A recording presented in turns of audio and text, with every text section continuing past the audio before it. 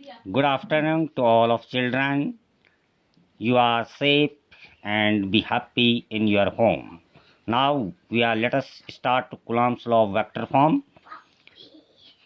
Q1 व Q2 दो एक ही प्रकार के आवेश हैं, दोनों पॉजिटिव चार्ज हैं और जो है एक दूसरे से r दूरी पर रखे गए हैं। Q1 व Q2 दोनों पॉजिटिव आवेश हैं और जिनके बीच की डिस्टेंस जो है r है। Q1 के कारण Q2 पर लगने वाला जो बल है F21 है, क्योंकि प्लस आवेश के कारण जो बल लगेगा वो बाहर की ओर लगता है, आउटवर्ड डायरेक्शन को। तो Q1 के कारण Q2 पर लगने वाला बल F21। तो F21 बराबर कितना हो जाएगा, 1/4 पाई एप्सिलॉन 0 के Q1 Q2 upon R square, coulomb के नियम से। अब सदिश रूप में लिखना है तो इसको R12 कैप यानी R कैप 12, तो R कैप 12 जो है Q1 से Q2 की डायरेक्शन को रिप्रेजेंट कर रहा है। तो R कैप 12 जो होगा वह होगा वेक्टर R12 अपॉन R। तो R कैप 12 बराबर वेक्टर R12 अपॉन R। जैसे A कैप बराबर vector A upon mod A होता है, तो उसी प्रकार R कैप 12 बराबर होगा वेक्टर R12 अपॉन R। तो ये कितना हो जाएगा, F21 vector is equal to 1/4 pi epsilon 0 के Q1 Q2 upon R square. अब R कैप 12 कितना है, वेक्टर R12 अपॉन R।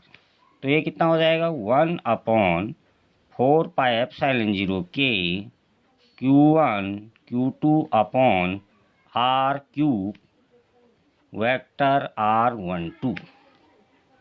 तो ये हो जाएगा F21 इक्वेशन ए। इसी प्रकार Q2 के कारण Q1 पर लगने वाला बल, Q2 के कारण Q1 पर लगने वाला बल F12 इज इक्वल टू कितना हो जाएगा, 1/4 पाई एप्सिलॉन 0 के Q1 Q2 upon R square. अब इसकी डायरेक्शन क्या है, R कैप 21, R कैप 21 इसकी डायरेक्शन। Q2 के कारण Q1 पर लगने वाले बल की डायरेक्शन है R कैप 21 और R कैप 21 बराबर हो जाएगा mod vector R21 upon R।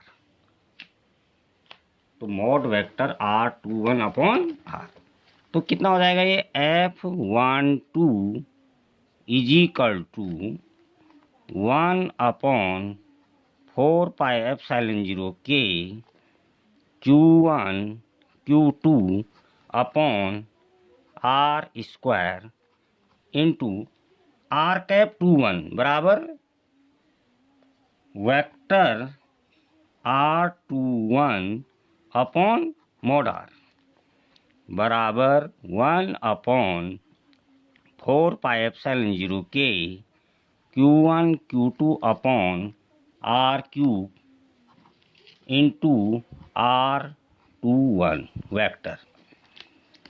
ये हो जाएगा F12 वेक्टर इक्वेशन 2।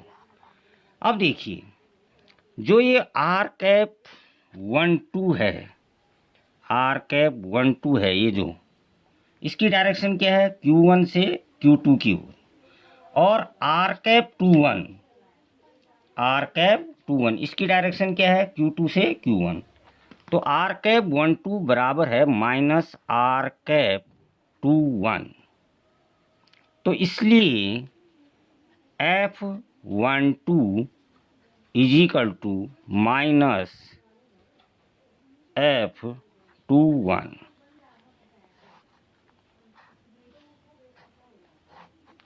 अब यहाँ पर रखेंगे हम F21 जो वेक्टर है, अगर यहाँ पर इसको रख देंगे 1/4 Q1 Q2 upon R square, R cap 12 बराबर माइनस R कैप 21, ठीक है। तो F21 इजिकल टू कितना आ जाएगा, माइनस F12 यहाँ पर इसमें रखने पर, या यहाँ पर नहीं भी रखते हैं तो इक्वेशन 1 और 2 से ये क्लियर है कि F21 जो है वह माइनस F12 है, क्योंकि R जो वेक्टर R12 है वह